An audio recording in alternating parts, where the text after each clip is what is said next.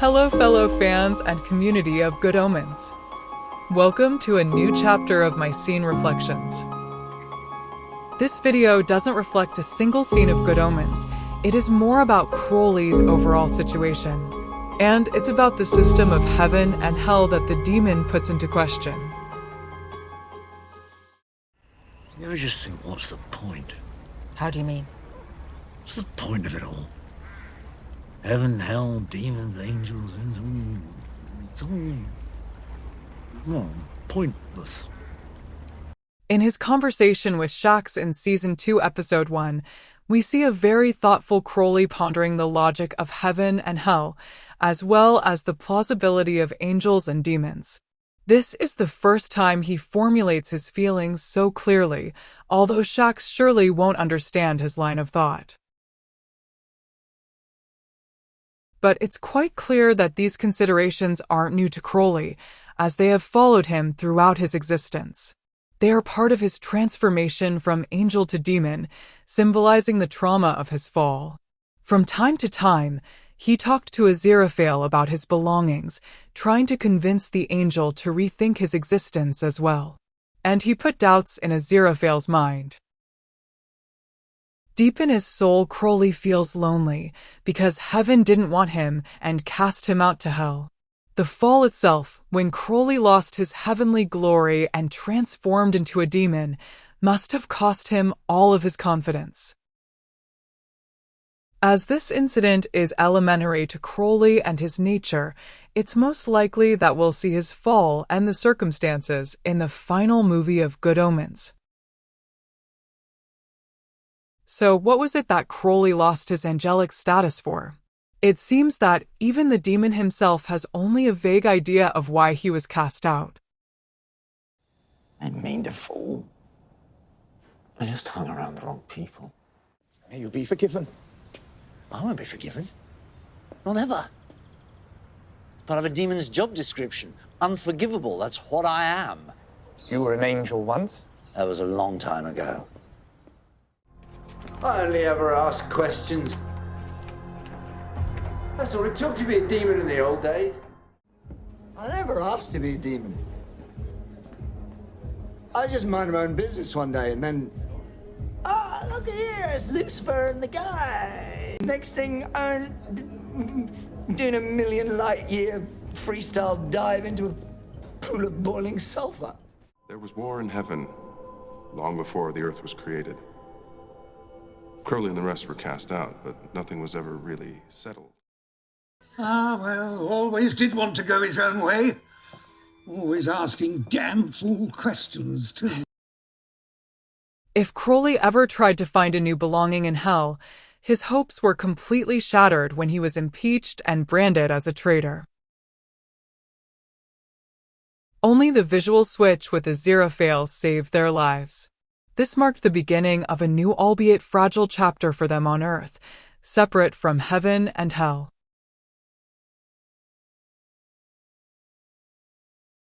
Was the following period then already the best time of their lives?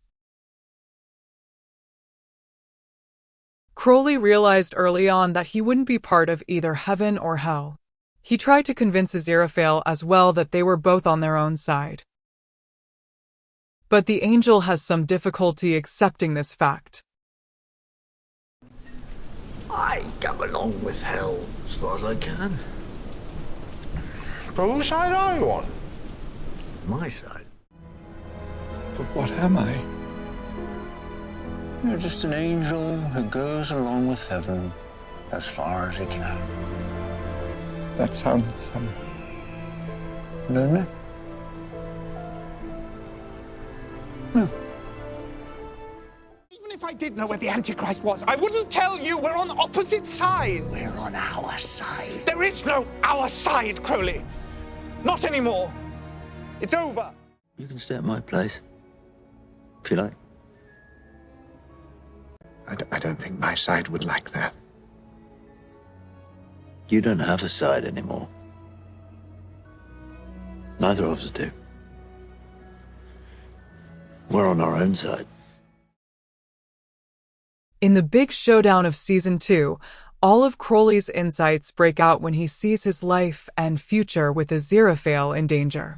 Despite his arguments and efforts, the angel ultimately decides to return to heaven. And Crowley's trauma continues. Watch how Crowley reacts to the behavior of his fellow demons in the following scene. You can tell by the look on his face that he doesn't agree with them.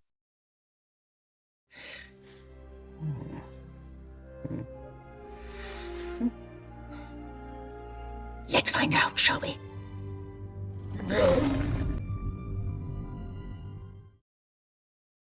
Crowley tries to convince Aziraphale with his arguments, but the angel either can't or won't understand. Aziraphale's sense of duty and the power of heaven are too strong for him to change his mind. Oh, we're better than that. You're better than that, Angel. You don't need them. I certainly don't need them. Look, they asked me back to hell. I said, no, I'm not rejoining their team. Neither should you. But, well, obviously you said no to hell. You're the bad guys. But heaven, well, it's the side of truth, of light, of good. When heaven ends life here on Earth, it'll be just as dead as if hell ended it. We don't need heaven. We don't need hell. They're toxic. We need to get away from them. Just be an us. You and me. What do you say? Come with me to heaven. I'll run it. You can be my second in command.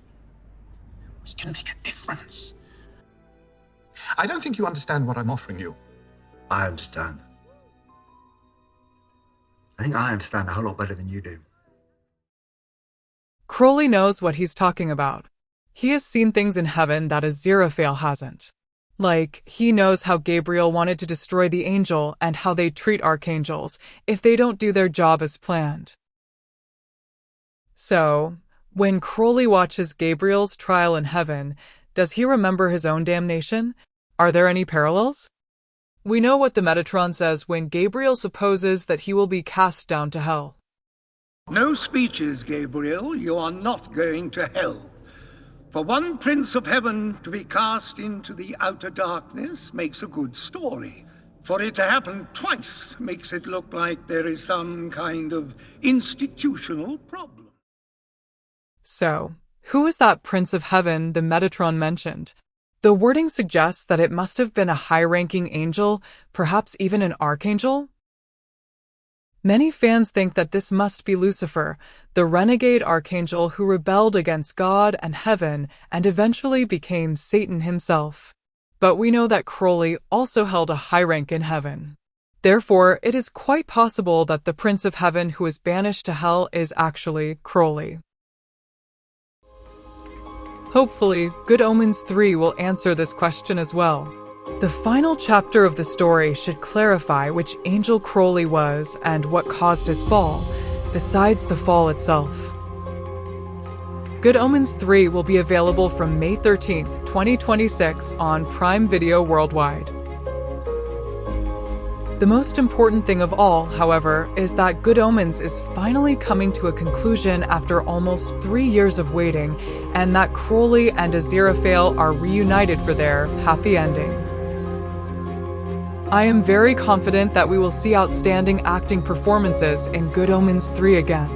For me, there is no question, since David and Michael will present our most beloved characters once more.